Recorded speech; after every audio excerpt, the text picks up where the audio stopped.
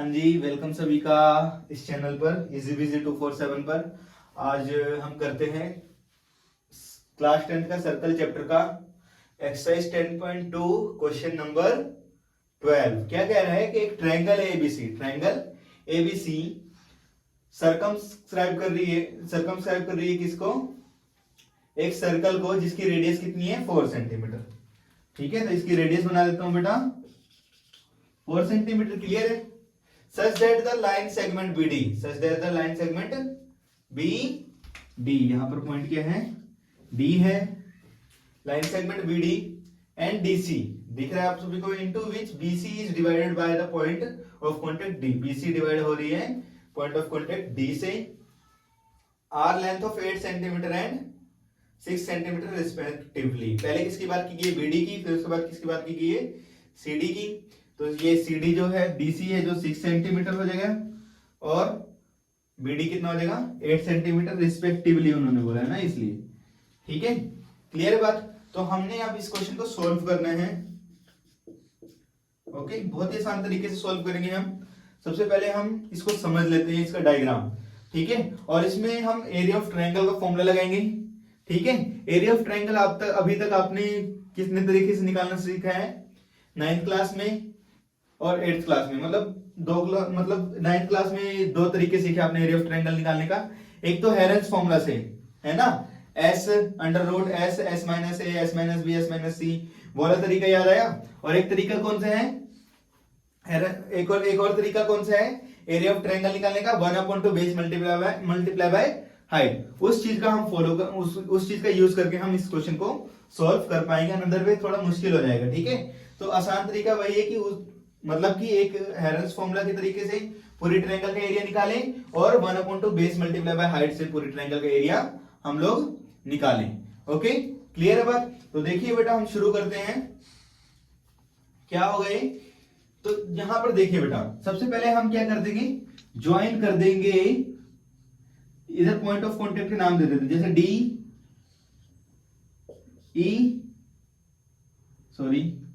ई इस तरफ आएगा, ABC इस तरफ से चल रहा है ना, DE ठीक था, DEF क्या हो गया? Point of contact. तो हम इनको क्या कर देते हैं? ज्वाइन कर देते हैं साथ में। क्या कर दिया? ज्वाइन कर दिया। ओके, ठीक है, क्या कर देते हैं? इसको भी ज्वाइन कर देते हैं। ए को सेंटर O से ज्वाइन कर देते हैं, A को सेंटर O से ज्वाइन कर देते हैं, C को भी सेंटर O से ज्वाइन कर देते हैं और O को भी सेंटर B को भी सेंटर O से ज्वाइन कर देते हैं। ये डायग्राम बन गया हमारे पास। ठीक है, तो इन सबको ज्वाइन करने के बाद आप लोग ये सब लिखोगे भी। ठीक है, join DEF point of contact. ठीक है, इनके बीच का एंगल 90 डिग्री रहेगा, ये भी लिखना है आप लोगों ने सभी ने। ठीक है, और साथ में क्या बोलोगे? ज्वाइन करोगे OE OF OD को और OA OB OC को ज्वाइन करना है। ठीक है, फिर उसके बाद हम क्या करेंगे? इसको सॉल्व करेंगे। इसको सॉल्व करने का बहुत ही आसान तरीका है। ठीक है, area of triangle ABC equal to area of triangle ABC equal to area of triangle. क्या लिख सकता हूं मैं? देखिए, पूरी ट्रायंगल का एरिया किसके बराबर होगा? एरिया ऑफ ट्रायंगल AOC, ये वाली triangle plus AOB, area of triangle AOB plus area of triangle BOC। अगर मैं इस ट्रायंगल को तीनों को जोड़ देता हूं तो पूरी बड़ी ट्रायंगल बन जाती है ना। ओके, क्लियर बात? तो वहां से क्या करता हूं मैं? Area of triangle AOC plus area of triangle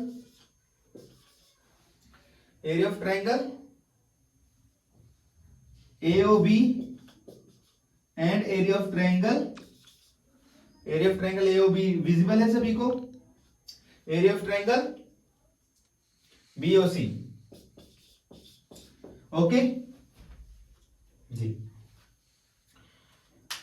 तो अब area of triangle ABC direct हम निकाल सकते हैं। कैसे? साइड्स की मदद से। किसकी? साइड की मदद से। तीनों साइड की मदद से हम क्या निकाल लेंगे? हेरेंस फॉर्मूला यूज करेंगे और एरिया ऑफ ट्रायंगल निकाल लेंगे। और इन तीनों अलग अलग ट्रायंगल का एरिया कैसे निकालेंगे? हम 1/2 बेस मल्टीप्लाई बाय हाइट वाले फॉर्मूले से। ठीक है, क्लियर है बात? तो यहां पर देखिए बेटा, एरिया ऑफ ट्रायंगल ABC अब देखिए ये 6 सेंटीमीटर है, ये भी कितना होगा 6 सेंटीमीटर।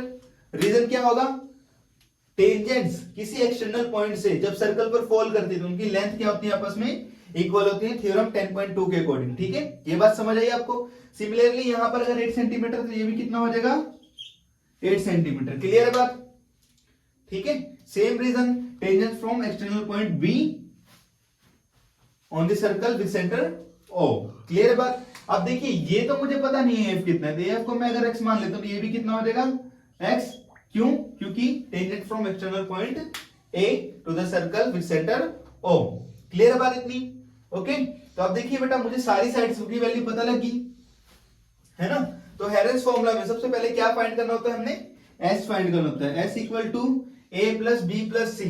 ए की वैल्यू क्या है यहां पर 6 प्लस 8 है, बी की वैल्यू क्या है 8 प्लस एक्स है, और सी की वैल्यू क्या है 6 प्लस एक्स, अपॉन में क्या है सबके 2। सेमी पेरीमीटर, पेरीमीटर का आधे को क्या कहते हैं हम सेमी पेरीमीटर, और सेमी पेरीमीटर को किससे डिनोट करते हैं हम एस से। एस इक्वल टू प्लस कर लो 6 प्लस 8 14, 14 प्लस 8 कितना हो जाएगा 22, 22 प्लस 6 28, 28 प्लस x कितना हो गया 2x upon 2। S equal to 2 common निकालो, यहां पर क्या बचेगा 14 प्लस x अपॉन 2, 2 से 2 कैंसिल हुआ, S equal to 14 plus x। Clear है बात इतनी? ठीक है, तो अब हम क्या करते हैं, एरिया का फॉर्मूला लगाते हैं। हेरेंस फॉर्मूला का एरिया का फॉर्मूला क्या होता है, under root of S minus A, S minus B, S minus C. देखिए हाँ जी, तो यहां देखते हैं हम 3 ट्रायंगल है, इसमें तीनों ट्रायंगल को जोड़कर पूरी बड़ी ट्रायंगल बन रही है ना। तो उसके अकॉर्डिंग अब देखिए इसका हम 1/2 बेस मल्टीप्लाई बाय हाइट से एरिया निकालेंगे। ठीक है, पहली ट्रायंगल का 1/2 बेस b1 इंटू h1 ले लेता हूं मैं। h तो सबका सेम है ना, देखो परपेंडिकुलर हाइट इसमें भी 4 है, इसमें भी 4 है, इसमें भी 4 है, तो b1 into h plus 1/2 b2 into h plus 1/2 b3 into h। Formula सही है हमारा? ठीक है, तो अब देखिए s की वैल्यू हमने फाइंड करी थी, s की वैल्यू हमने फाइंड कर रखी थी। s किसके बराबर था, अंडर रूट ऑफ s की वैल्यू कितनी थी 14 plus x, 14 plus x bracket s 14 plus x minus क्या होगा a की वैल्यू क्या है मेरे पास 6 प्लस 8 14 माइनस 14 हो गया। ठीक है, इसी तरीके से x प्लस 14 s की वैल्यू अगेन माइनस क्या करेंगे मैं, माइनस क्या करूंगा बेटा मैं, दूसरी x 8 प्लस x, तो प्लस का 8 जब माइनस से मल्टीप्लाई होगा माइनस 8 हो जाएगा, प्लस का x जब माइनस से मल्टीप्लाई होगा तो माइनस का x हो जाएगा, ब्रैकेट क्लोज। सिमिलरली इसी तरीके से हम क्या देखेंगे 14 प्लस x माइनस c करूंगा तीसरी साइड क्या है x प्लस 6, जब x माइनस से मल्टीप्लाई होगा तो माइनस x हो जाएगा, 6 माइनस से मल्टीप्लाई होगा तो माइनस 6 हो जाएगा। क्लियर है बात? Bracket close. अब देखिए इन सब में से कॉमन क्या आ रहा है 1/2 h कॉमन आ रहा है, तो कॉमन निकालो 1/2 h की वैल्यू कितनी है 4, 1/2 h कॉमन निकाल लेते पहले हम, फिर उसके बाद अगले स्टेप में आपको सिखा दूंगा।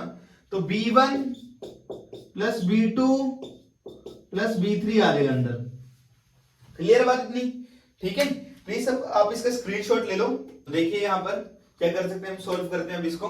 तो under root of 14 plus x क्या बना मेरे पास 14 प्लस एक्स, यहां से 14 माइनस 14 क्या बचा, सिर्फ और सिर्फ x बचा, और यहां से x में से x कट गया और 14 में से 8 माइनस हुआ कितना बचा 6, और यहां पर से कितना बचा x में से x माइनस हुआ 14 माइनस 6 माइनस हुआ कितना बचा 8।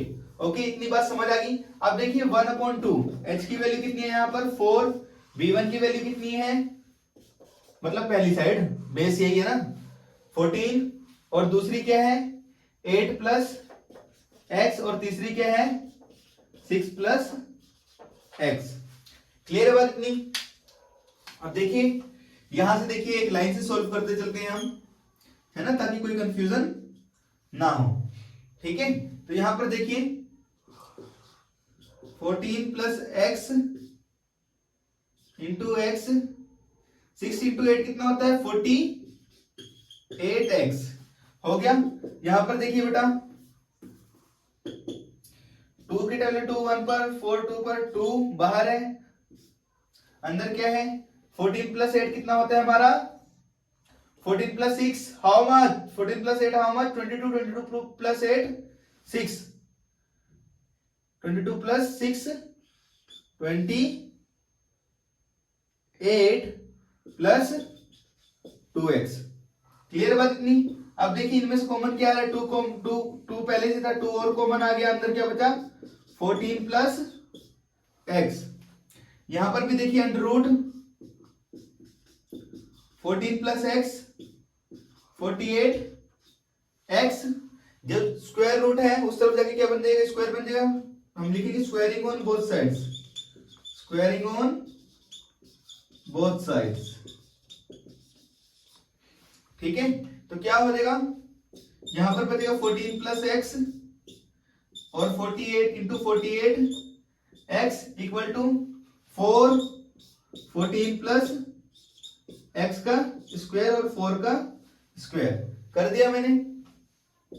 तो एक 14 प्लस x से डिवाइड चल जाएगा, एक 14 प्लस x कट जाएगा, यहां पर क्या बनेगा 16 14 प्लस x और यहां पर क्या बचेगा 48 x। 16 मल्टीप्लाई में इस तरफ आगे क्या हो जाएगा डिवाइड, यहां पर क्या बचा 14 प्लस x। 16 टेबल में 16 1 पर आता, 48 कितने पर आता 3x 3, तो 3x equal to 14 plus x। यहां पर कितना हो गया 3x equal to 14 plus x। ये प्लस का x इस तरफ आगे क्या हो जाएगा माइनस, यहां पर क्या बचा 14, कितना बचा 2x इक्वल टू 14, x की वैल्यू कितनी होगी 14 अपॉन 2, x इक्वल टू कितना हो जाएगा 7। क्लियर बात नहीं। ठीक है, तो अगर x की वैल्यू 7 आ रही है हमारे पास, x की वैल्यू 7 आ रही है, तो देखिए जो AC है वो किसके बराबर था x प्लस 6 के, तो 7 प्लस 6 कितना हो जाएगा 13, क्योंकि x की जगह पर कितना डाल दिया मैंने 7, प्लस की जगह पर प्लस, 6 की जगह पर 6 इक्वल टू प्लस करके कितना आ गया 13। इसी तरीके से कौन सी साइड हमने निकालनी थी AB भी निकालनी थी।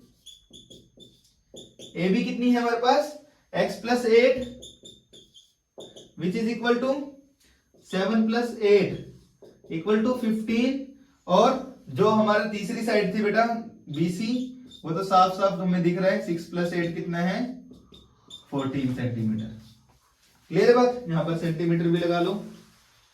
यहां पर हमारा ये क्वेश्चन कंप्लीट हो गया। क्लियर बात इतनी सभी को।